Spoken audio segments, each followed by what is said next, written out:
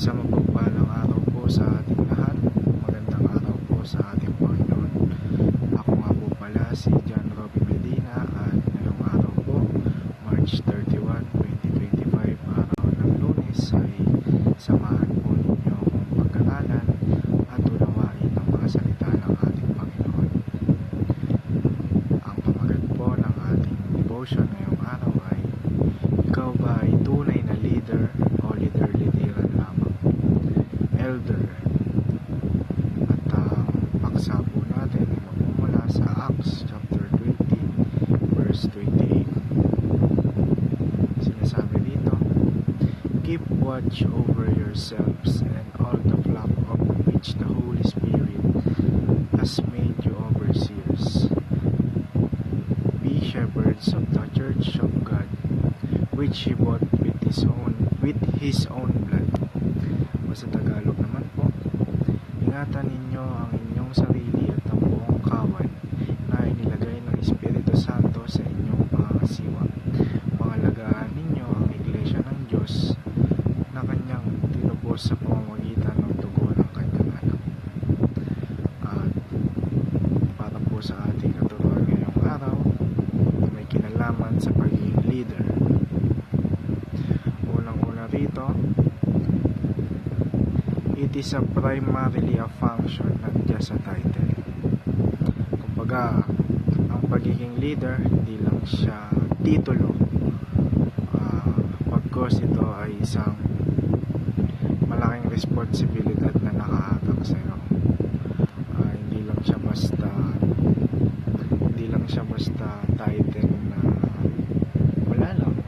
Pagkos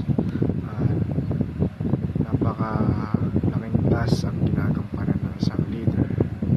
So ikalawa, it is primarily about morality, not just skills. Hindi lang to sa personal o pansarili mong kakayahan, pagkos may kinalaman din dito ang moralidad mo o prinsipyo mo bilang tao, dahil kailangan mo mag-handle ng mga members mo. Kailangan na mabuti ang moral mo at prinsipyo sa buhay. At ikaw ulit katuruan, it is primarily about serving at being served. Kapag leader ka, hindi ikaw yung pinagsisilbihan, pagkos ikaw yung nangunguna, ikaw yung nagsisilbing example upang gawin ng isang task. Katulad ng ating Panginoong Jesucristo, kahit na siya ay Diyos, nag-serve pa rin siya. Tinubos niya pa nga yung mga kasalanan natin. Nagpagaling siya ng mga may sakit, gumawa ng mga himala. Ganun ang isang leader. Kasi kapag ikaw yung pinagsisilbihan, tawag sa'yo boss. Pero kung ikaw yung kung nangunguna, ikaw yung nagbibigay ng, ikaw ang nagsiset ng example, tawag sa'yo ay isang leader. At papunta naman po tayo sa ating applications. Unang-una, lead according to your God-given capacity.